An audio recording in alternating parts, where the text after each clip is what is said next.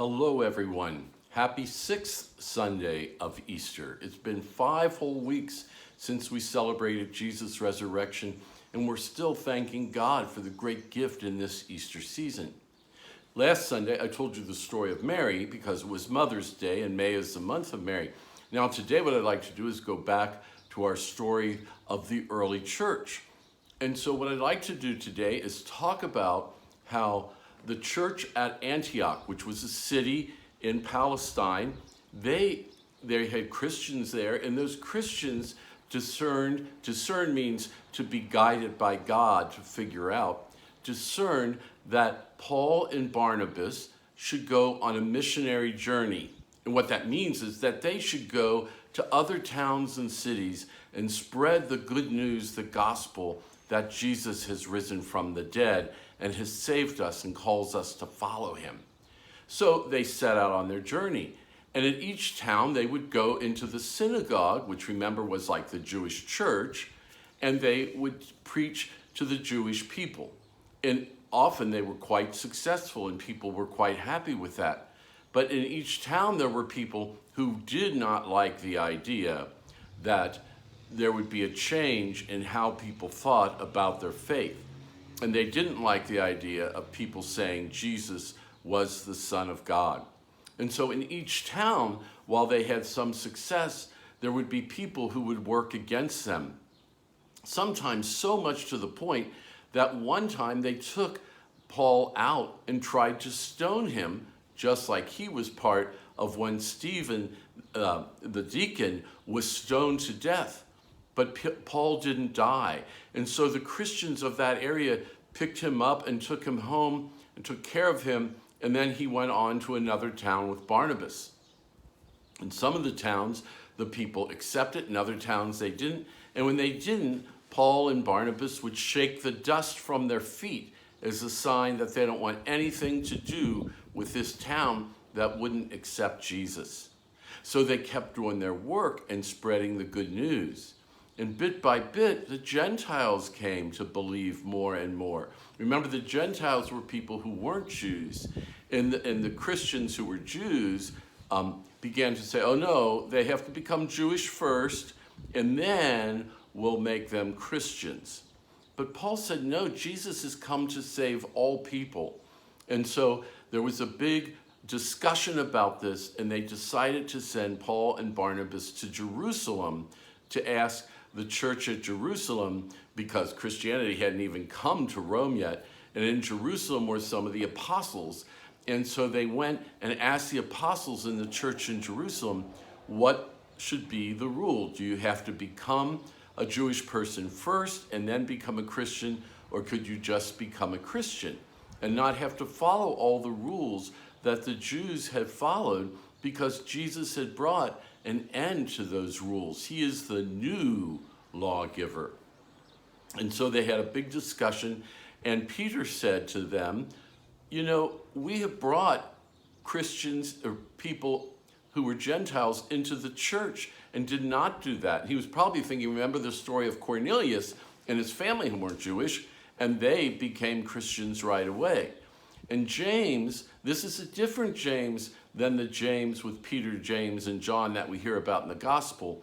This was another James, was Bishop of Jerusalem.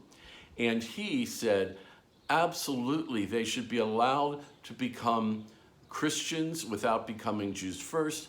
And they do not have to follow the laws of the Jews about what to eat and the temple and all of those kinds of things. And so Paul and Barnabas were very happy and went out and began preaching more and more to people, and more people who weren't Jewish also began to come into the church as well. Now, while Paul and Barnabas suffered at the hands of people who were against the church, what happened in Jerusalem was this. Things had calmed down with the Jews who were against the Christians. They still didn't like them, but they weren't trying to kill everybody. But now Herod, who was king of that part of Palestine, king of Judea, he got wind about this group of people, and he wanted them out. He was very threatened by anybody who could be more popular than he was. And so he began persecuting the Christians during that time. And he had St. James, the James we talked about, taken out and martyred because of what he did. And so the church in Jerusalem again began to experience a persecution. And then, oddly, he died. And in the story of his death, it came about because now he was not a Jew. He was not Jewish at all. But when people came to see him to ask about something, they began to say, oh, we hear the voice of a God, meaning he was a God. And he loved this. But because he turned against God, he soon died because he did not accept the will of God in his life. And he turned away and he died. So what we find happening in the church is this, and this is something we always have to remember, that the work of the gospel often does not come without suffering for those who do that work. What do we find? We find Paul and Barnabas going and preaching. Not everyone says, yay, yay, we're all for you, you guys are great, and all of this, but rather that they often face opposition and even danger to their lives, as we heard about. And then we hear in Jerusalem how persecution starts up again under Herod. But the church continues to survive. Even when people within the church do things wrong, the church will survive because God has willed it to survive. And he calls all people to do good, but even when they won't, God will raise up good people to help to keep it alive. May we never become too discouraged and think that God is not with us. We should not become discouraged when it seems that the church is not winning and growing in great numbers. People make choices, and those choices are theirs. But God will be with us and help us. So we're called to a deep faith in God, and we see that the problems that the church faces today are ancient problems in the church. Maybe they're different problems, but the church has always faced difficulties from within it and outside of it. So remember that when times get hard, God is with us even when we don't feel he is with us. And that people who thought they could wipe out Christians could not wipe out Christians.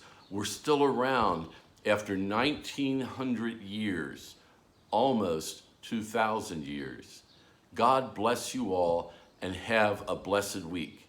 I'm happy to announce that we're going to begin with church again, as you probably know from a letter you received and from things online, that we'll begin Mass again on Monday, May 25th at 7:30 a.m. We can only have less than a third of the number of people we normally have in church on Sunday. And I'm going to get you more details about that and send that to you. So God bless you all. Take care